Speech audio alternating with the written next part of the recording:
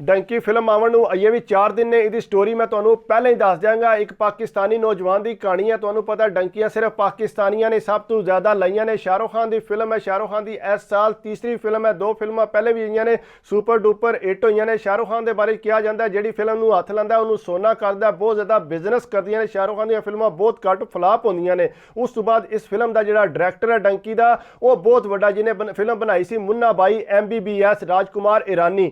वो ज़ाहिर गल है डायरैक्टर का काम होंदा, थोड़ी जी स्टोरी लभनी चाहिए, उस तो बाद विच मसाले सारे पा लैंदा है। इंडिया की फिल्म इंडस्ट्री बहुत वड्डी है, ज़ाहिर गल है वो फिल्म जी है चल जाती है। सिनेमा बहुत ज़्यादा है, पब्लिसिटी बहुत ज़्यादा होंदी है। इन्हां वास्ते 1000-2000 करोड़ कोई वड्डी गल नहीं है। लेकिन स्टोरी जी है पाकिस्तानी नौजवान की है जिहदी मंगनी होई सी। उहदी मंगेतर जी है वो यूरोप आउणा चाहती है, पढ़ी लिखी है। वो कहती है मैं शादी नहीं करनी, मैं जिहड़ा यूरोप जाना है। वो घर दे नाल जिद ला लैंदी है, लेकिन उहदे घर दे मंनदे नहीं। आंदे असां तेरी शादी करनी है, असीं तैनूं बाहर नहीं टोरना। लेकिन वो कुड़ी कहती है कि मैं जिहड़ा बाहर जाना ही जाना है। शाहरुख खान नूं पता लगता है, उहदी कुड़ी दे घरदिआं नूं मनांदा है।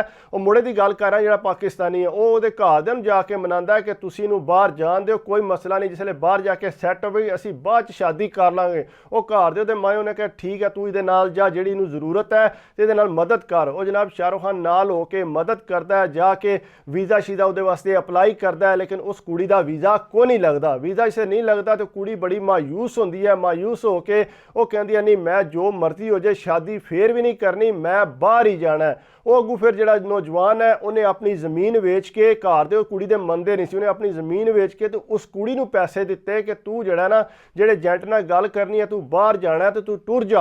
वो नाल जांदा आपू उस एजेंट नाल जाके गल करता है, वो पैसे मंगदा बहुत ज़्यादा। लेकिन खैर उहदे कोल पैसे सारे बंदोबस्त हो जांदा, उन्हें अपनी ज़मीन वेची होंदी, उन्होंने दिंदा, उन्होंने एजेंट नूं आंदा ठीक है मैं तुहानूं वीज़ा लवा दांगा, तुसीं अपना पासपोर्ट दे जो। लेकिन यह है कि वो 1 महीना इंतजार करते हैं, 2 महीना इंतजार करते हैं, लेकिन उन्हें वीज़ा को नहीं लगता। थोड़ी कमेडियन तो ज़ाहिर गल है डायरैक्टर है, उन्हें थोड़े मसाले पाए होने, वीज़ा फिर को नहीं लगता।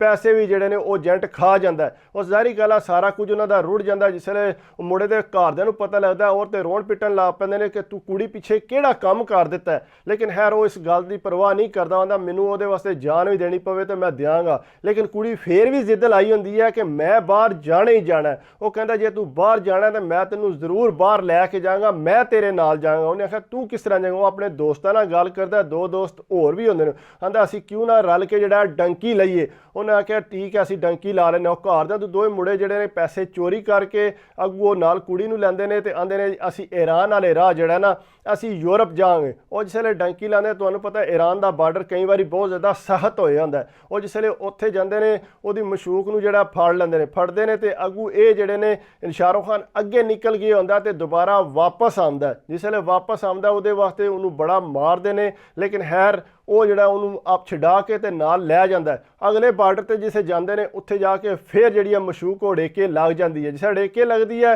फिर वो ज़ाहिर गल है उत्थे शाहरुख खान मजबूर होके ते फायर करना पैंदा, उहदे कोल बंदूक खो के वो बंदे मार जाते। तो बार्डर ते जिसले इस तरह का काम हो जाए वो बड़ी सख्ती हो जाती है। पर बड़ी ढेर मुश्किलात आईयां उस मुड़े वास्ते। उस तो बाद जिहड़ा फिर वो यूरोप पहुँचता है। उस तो बाद एक दोस्त उहदा जिहड़ा वो ज़ाया हो जाता है, दूसरा दोस्त जिहड़ा उहदी एक टंग जिहड़ी है वो खराब हो जाती है। मैनूं नहीं पता इस फिल्म चो कि कुछ चेंजिंग करनगे, लेकिन स्टोरी इहदी यही है जाके उत्थे पहुँच के ते एक दूजे नूं मिलन जोगे नहीं रहिंदे। इस वास्ते फिल्म जिहड़ी है आखिर ते आके बहुत ज़्यादा दुखी हो जाती है कि 2 प्यार करने वाले जिहड़े ने शाहरुख खान जिहड़ी सारियां कुर्बानियां देगा इस फिल्म च, लेकिन कुड़ी जिहड़ी है वो पहुँचेगा सही, लेकिन उस तो बाद उन्होंने कुछ हासिल नहीं होने लिया। वो आखणगे जी असीं वापस ही जाना है, फिर वो वापस दोबारा आवणगे अपने इंडिया विच। इस तरह की कोई स्टोरी है। तो तुसीं जिसले देखोगे फिल्म तुहानूं पता लग जाएगा अज तो 4 साल पहला जिहड़ा है एक पाकिस्तानी नौजवान ने अपनी मंगेतर वास्ते यह सारा काम कीता सी। स्टोरी देखोगे ज़ाहिर गल है थोड़ी कमेडियन कर लेंदे ने, थोड़ा फिर दिलचस्पी पा लेंदे ने, थोड़ा जिहा सस्पेंस होंदा है। तो बंदा जिहड़ा फिर डायरैक्टर का काम जे आई है, फिर डायरैक्टर ने तुहानूं मुतवज्जो जे करना है। लेकिन स्टोरी जिहड़ी है यह अज तो 4 साल पहला जिहड़ी है आ चुकी है। इहदे तो ज़्यादा मैनूं नहीं लगता कोई इहदे च चेंजिंग होनी है। बाकी तुसीं देखियो, अगर मेरी इस गल नाल इतफाक कीता तो जरूर लाइक भी करियो, कमेंट्स भी करियो तो सबसक्राइब भी करियो। अगर ना लगा तो फिर ज़ाहिर गल है फिर मैं समझा कि मेरे को स्टोरी जिहड़ी है गलत आई है। बाकी अपना ख्याल रखियो, दुआ याद रखियो। अल्लाह हाफिज़।